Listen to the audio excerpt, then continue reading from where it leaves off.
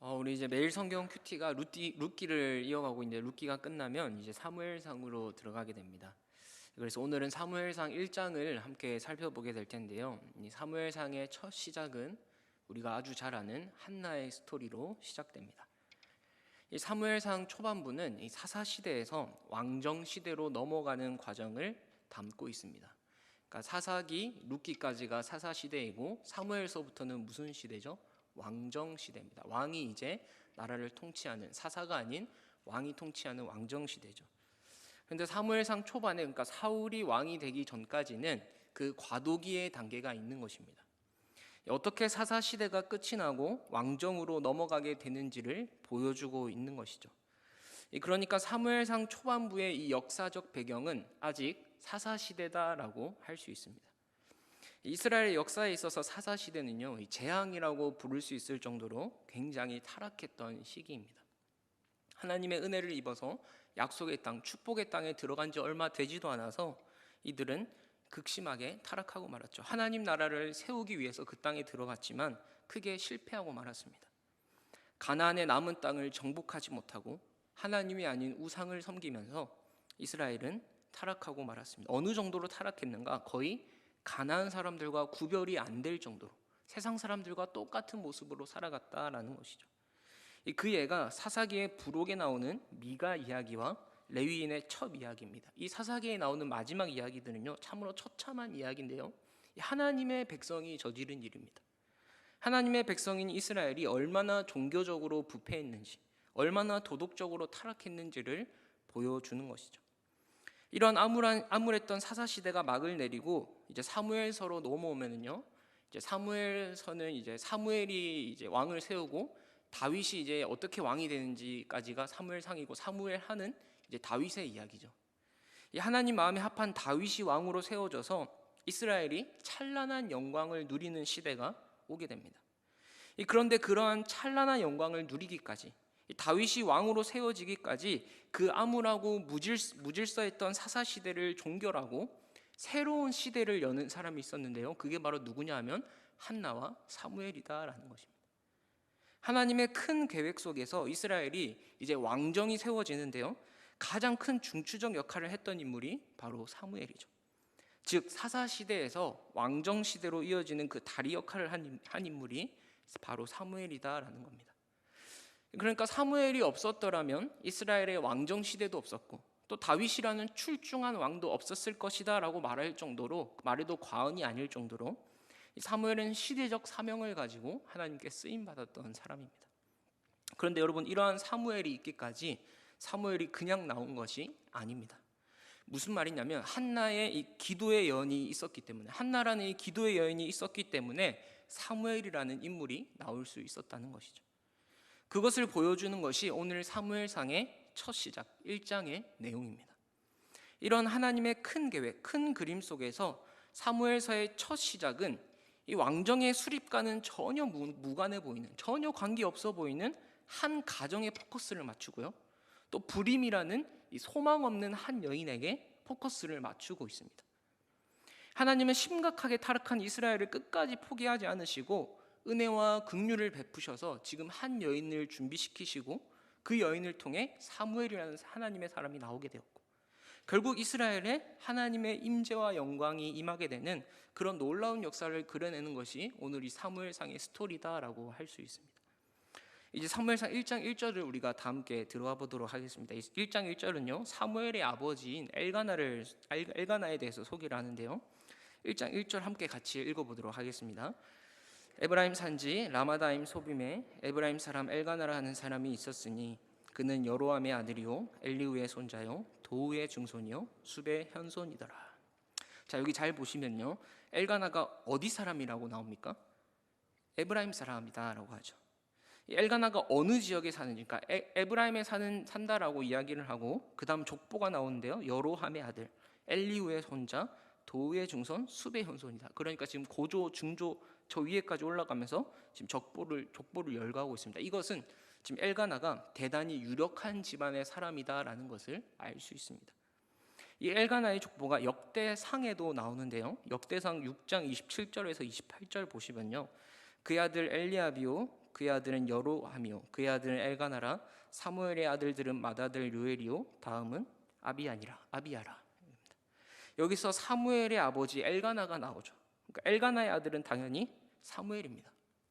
여러분, 그런데 중요한 것은 이 역대상 6장에 나오는 족보가요, 어느 지파의 족보냐 하면은 레위 지파의 족보라는 겁니다. 역대상 6장 1절 말씀 보시면요, 레위의 아들들은 게르손과 그앗과 므라리오. 그러니까 레위 지파가 6장에 나오는데 레위의 아들들은 게르손과 그앗과 므라리오 하면서 지금 레위 지파의 족보가 쭉 나오는 겁니다. 그 족보 안에 지금 엘가나의 집안이 있는 것이죠. 여러분, 그러면 방금 우리가 사무엘상 1장 1절을 읽을 때 엘가나가 어디 사람이라고 했죠?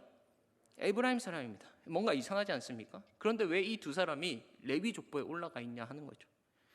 원래 레위 지파 사람들은 따로 기업이 없었습니다. 이스라엘 각지에 흩어져 살았죠. 그 각지에 흩어져 살았기 때문에 사무엘의 아버지인 엘가나는 지금 에브라임 땅에 살고 있는 것입니다. 그러니까 사무엘과 그의 아버지 엘가나는 레위 지파 사람인데 에브라임 지파 땅에 살았던 레위 지파인 것이죠. 그래서 사무엘이 사사이자 선지자이자 제사장이 될 수 있는 것입니다. 왜냐하면 레위 지파가 아니면 제사장이 될 수 없기 때문이죠. 그래서 정리를 하면 사무엘은 에브라임 지파 땅에 살고 있었던 레위 지파 사람이다라고 결론을 내릴 수 있습니다.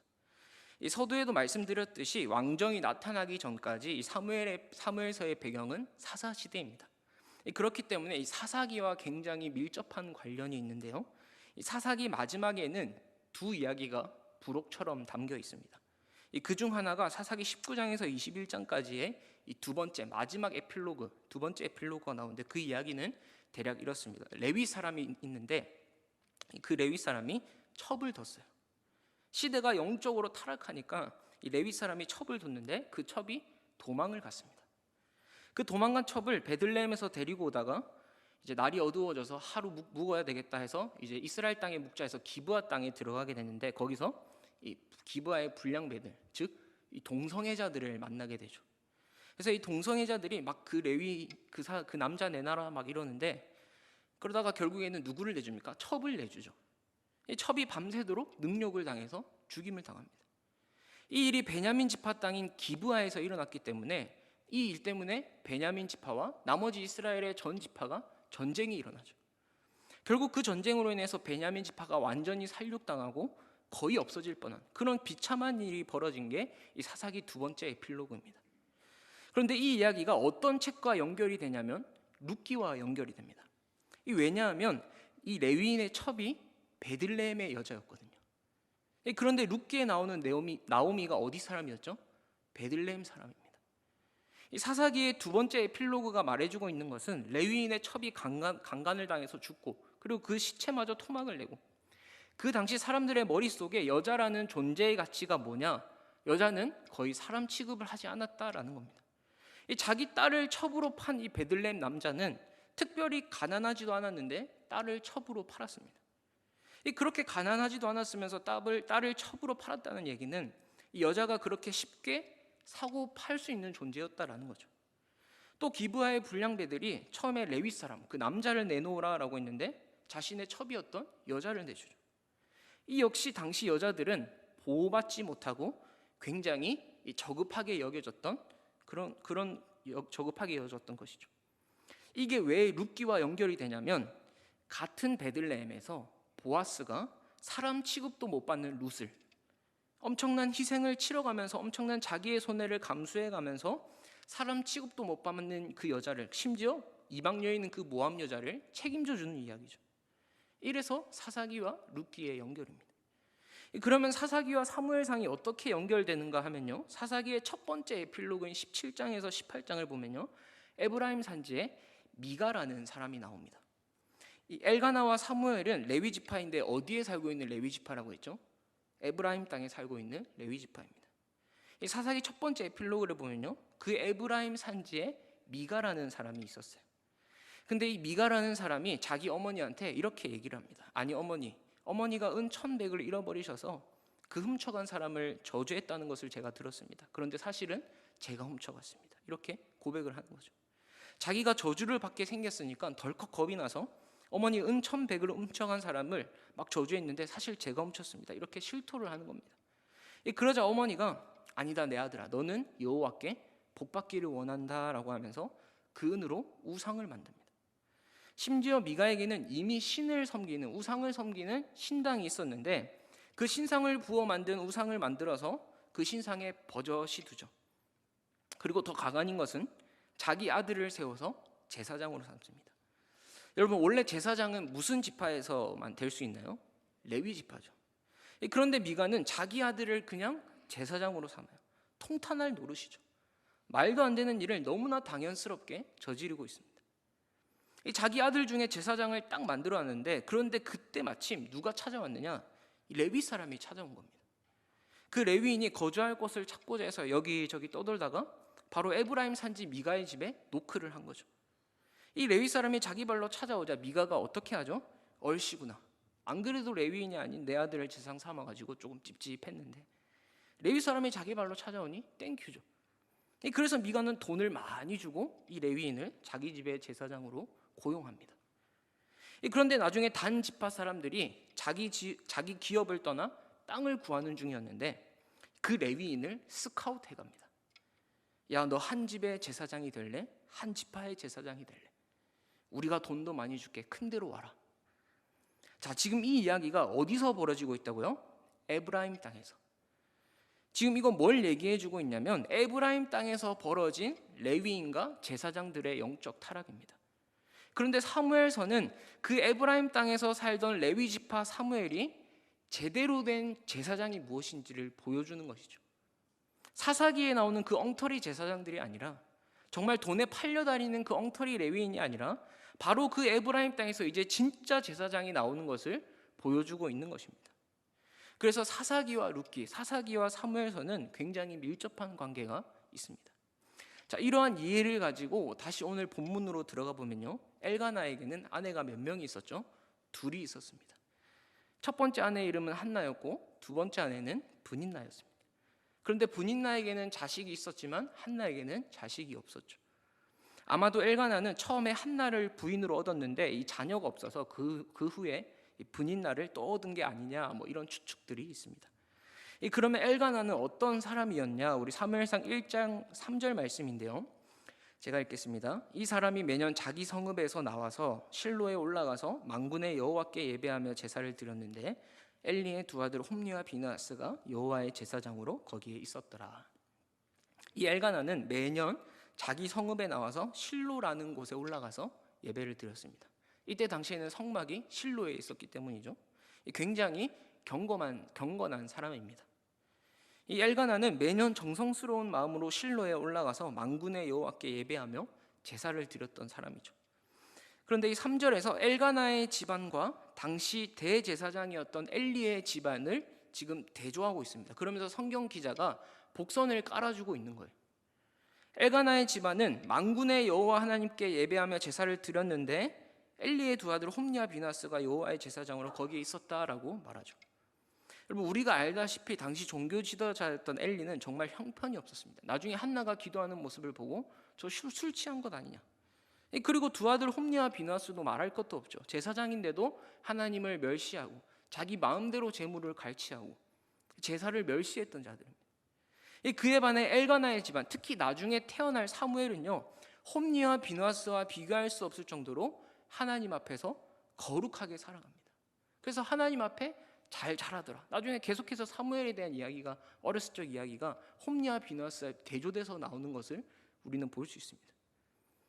이 성경 기자가 엘리의 두 아들 홈리와 비나스가 여호와의 제사장으로 거기 있었다라고 언급한 것은 그만큼 영적으로 참담한 시대였다. 하나님의 말씀이 희귀하고 도저히 희망이라고 볼 수 없는 그런 시대였다라는 것을 알려주는 겁니다.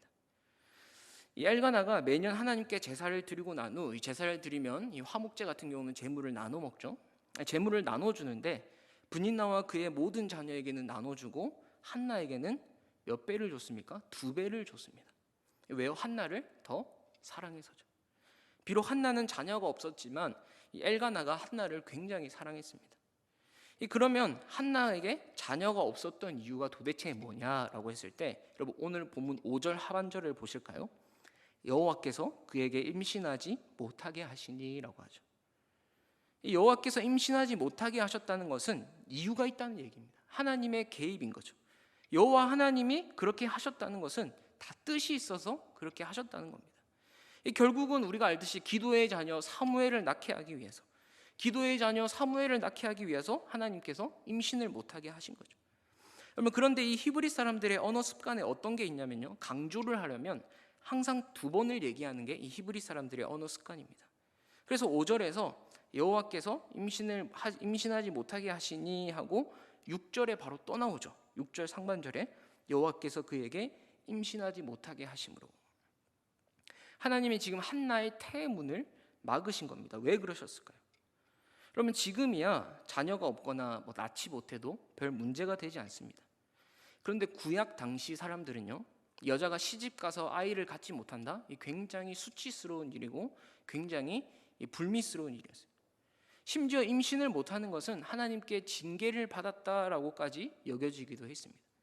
그래서 창세기에 보면요, 사라가 아기를 못 낳잖아요.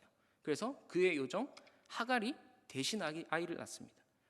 그런데 요종인 사갈이 그때부터 사라를 못 살게 굽니다. 멸시합니다. 무시합니다. 아이를 갖지 못했다는 이유로 여러분, 여종이 주인을 멸시할 만큼 당시에는 굉장히 모멸감과 수치심을 느끼는 일이었죠. 그래서 브닛나도 한나를 그렇게 괴롭힌 겁니다. 자기 남편이 한나를 더 사랑해서 질투도 나지. 분깃도 장자인 자기 아들에게는 2배를 줘야 되는데, 자기 아들에게 2배를 줘야 되는데 한나에게 2배를 주지. 이 브닛나는 한나를 심하게 격분시키고 괴롭게 한 것이죠. 그래서 성경에서 이 브닛나를 한나의 뭐라고 표현을 하냐면요, 적수였다라고 표현합니다. 이렇게까지 표현하죠. 그리고 오늘 본문 7절에서도 보시면요, 매년 여호와의 집에 올라갈 때마다 브닛나가 또 한나를 격분시킵니다. 어느 정도냐면 한나가 울고 아무것도 먹지 못할 만큼 괴롭힌 거죠. 얼마나 못 살게 굴었으면 이것도 6절 7절에 걸쳐 2번이나 반복해서 나오고 있습니다. 그러자 이제 8절에 그의 남편 엘가나가 이렇게 얘기합니다. 한나여, 어찌하여 울며 어찌하여 먹지 아니하며 어찌하여 그대의 마음이 슬프냐. 내가 그대에게 열아들보다 낫지 아니하랴 하니라. 지금 엘가나가 이렇게 말하는 겁니다. 아니, 내가 이렇게 잘해주고 있는데 왜 울고 왜 그렇게 슬퍼하냐. 내가 그대에게 10아들보다 낫지 아니하냐. 여러분, 이걸 요즘 말로요, 근거 없는 자신감입니다. 근자감이죠. 지금 엘가나가 정말 신앙이 좋고 예배 잘 드리는데 상황 판단 능력은 좀 떨어지는 것 같아요. 한나의 마음은요, 지금 남편이 있어도 소용이 없는 거예요. 지금 이 한나는 이렇게 괴로울 수밖에 없고 이렇게 힘들어하는데 엘가나는 아니 왜 그러냐. 내가 있는데, 내가 당신한테 10아들보다 낫지 않냐. 이게 지금 상황 판단 능력이 없는 겁니다. 저를 포함해서 거의 대부분의 모든 남자가 이럴 거예요. 공감 능력이 떨어지고 여자의 마음을 이해하지 못하죠. 여러분, 정말 여러분들은 남편이 10아들보다 나으신가요? 없었으면 좋겠는 경우가 더 많으시죠? 차라리 없었으면 덜 귀찮을 텐데 이게 현실입니다. 어쨌든 엘가나가 한나를 향한 마음이 진심이라고 하더라도 이 한나는 지금 위로가 안 되는 거예요. 그래서 한나는 어떻게 합니까? 하나님께 기도합니다. 통곡하고 울며 기도합니다. 10절 11절 말씀 보겠습니다. 한나가 마음이 괴로워서 여호와께 기도하고 통곡하며 서원하여 이르되 만군의 여호와여, 만일 주의 여종의 고통을 돌보시고 나를 기억하사 주의 여종을 잊지 아니하시고 주의 여종에게 아들을 주시면 내가 그의 평생에 그를 여호와께 드리고 삭도를 그의 머리에 대지 아니하겠나이다. 여러분, 한나가 기도를 열심히 하다가 뭘 하냐면 지금 서원을 합니다. 아들을 주시면 평생 나시른으로 하나님께 바치겠습니다라고 이렇게 서원을 하죠. 여러분, 그런데 좀 이상하지 않습니까? 자식이 없어서 괴로워하던 한나가 자식을 주시면 하나님께 나시린으로 바치겠다는 겁니다. 지금 한나 입장에서는 아들 하나만 있으면 되는 거예요. 그래서 한나의 기도 속에 아들을 달라는 기도까지는 이해는 됩니다. 아들이 필요하니까요. 그런데 그 아들을 주시면 평생 그를 여호와께 드리겠다, 나시린으로 바치겠다. 그러면 좀 이상하지 않습니까? 아니, 어차피 내놓을 놈 뭐 한다고 울고불고 쌩 난리를 치고 달라고 하나요? 여러분, 그렇지 않습니까? 잘 보세요. 한나는 지금 자신의 큰 고통과 아픔을 가지고 자신의 영혼 깊은 곳까지 하나님 앞에서 개인적인 기도를 합니다. 한나가 처음부터 무슨 민족을 위해서, 나라를 위해서 기도하려고 들어갔던 게 아니에요. 개인의 철저한 아픔, 그 고통을 끌어안고 들어가서 기도를 하는데, 기도를 하는 어느 순간 딱 하나님과 마음이 통한 겁니다. 내 심정을 토하다 보니 어느 순간 하나님의 심정이 느껴지는 거예요. 한나가 자식이 없어서 고통받고, 정말 하나님께 벌을 받아서 자식이 없는 거지, 너무 괴로워하면서 기도하고 있는데 어느 순간 하나님의 마음이 깨달아지는 겁니다. 한나야, 왜 그렇게 우니? 하나님, 제가 자녀가 없어서, 임신을 할 수 없어서 너무 괴롭습니다. 그래? 너가 아들이 없어서 슬픈 것처럼 나는 나의 말씀을 제대로 전할 믿음의 사람이 하나 없어서 너무 슬프단다. 여러분, 사사시대의 특징은요, 여호와의 말씀이 끊어졌던 시대입니다. 이 말씀이 끊어져서 도저히 소망이라고 없는 이 세상에, 타락하고 암울한 이 세상에 내 심정, 내 마음 하나 옳게 전하는 말씀의 사람이 없단다. 이 어두운 시대에 바른 말씀을 선포하고 사람들을 진리로 인도하는 그 참된 영적인 지도자가 없어서 하나님이 마음 아파하시는구나. 한나가 이걸 깨달은 거죠.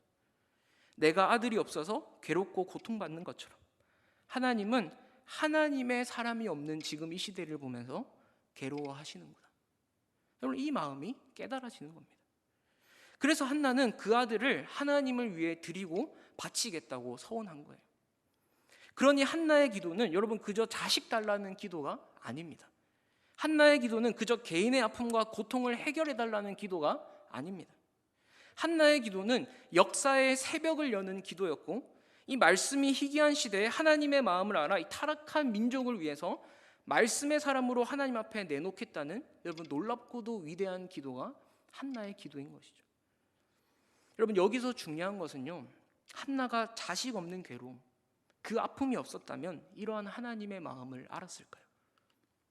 죽었다 깨어나도 모릅니다. 아파본 사람만이 아픈 사람의 마음을 알 수 있죠.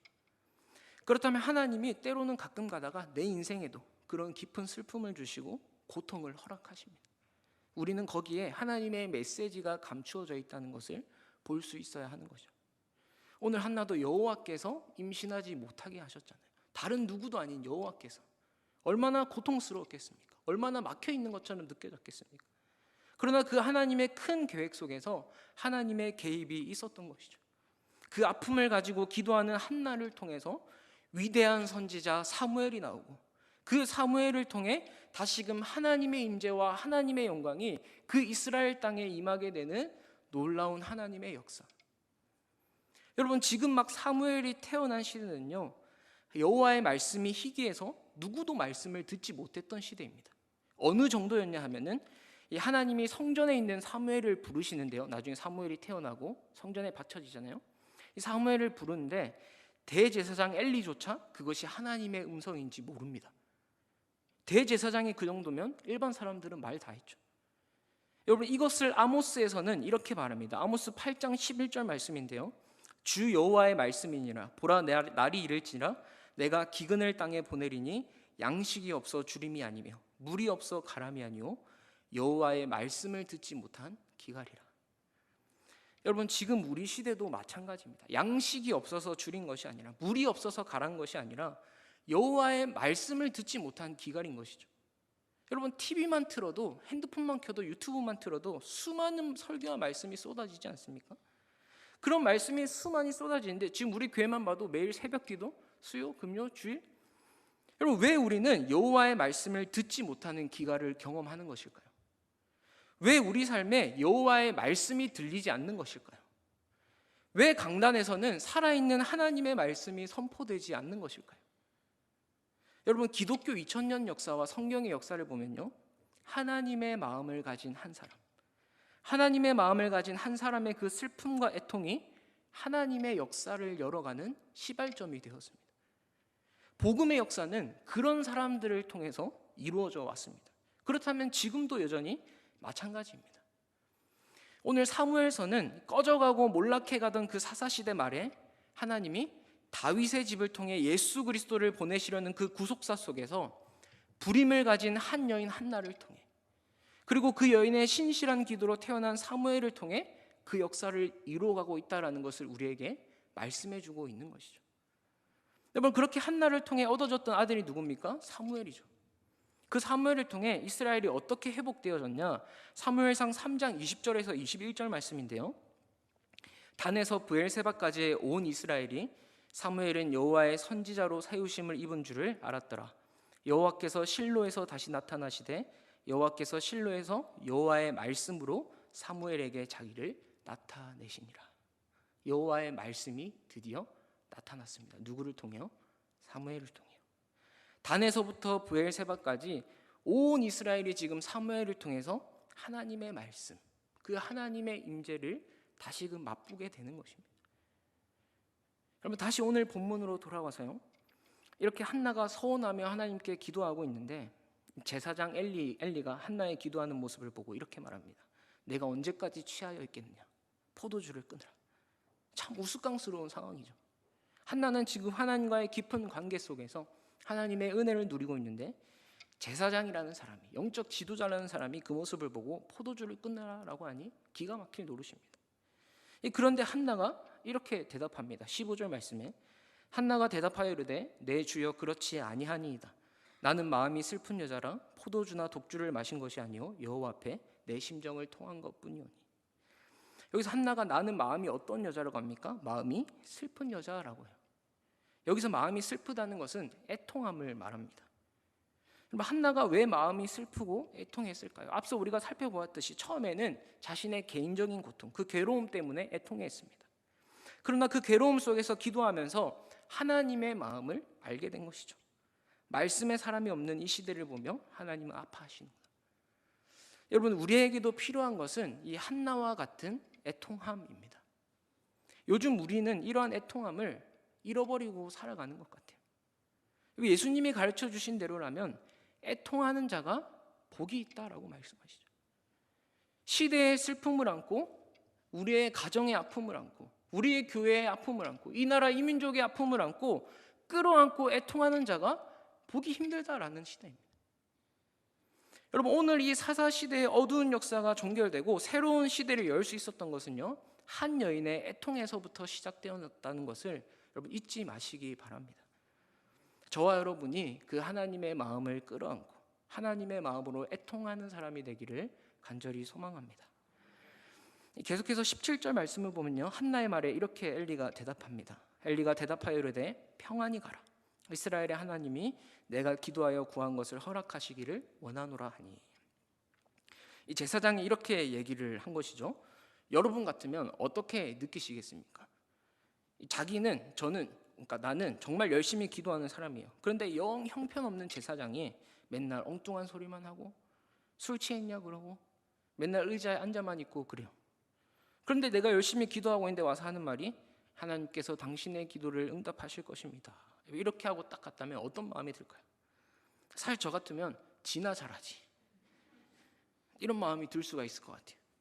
여러분, 그런데 한나는 어떻게 하는지 보실까요? 18절 말씀입니다. 이르되 당신의 요정이 당신께 은혜 있기를 원하나이다 하고 가서 먹고 얼굴에 다시는 근심빛이 없더라. 보세요, 지금 엘리는 형편없는 사람입니다. 제사장으로서 자격이 없어요. 그런데 이 엘리의 말에 한나가 이렇게 말하는 거예요. 당신의 요정이 당신께 은혜 입기를 원하나이다. 이게 무슨 말이냐면 한나는 엘리 제사장의 그 영적인 상태와 상관없이 자신의 기도 응답을 하나님께서 엘리라는 그 공식 루트를 통해서 답을 주셨다라고 확신하고 있는 거예요. 그래서 그 공식 루트에 순종을 하는 겁니다. 여러분, 대단하지 않습니까?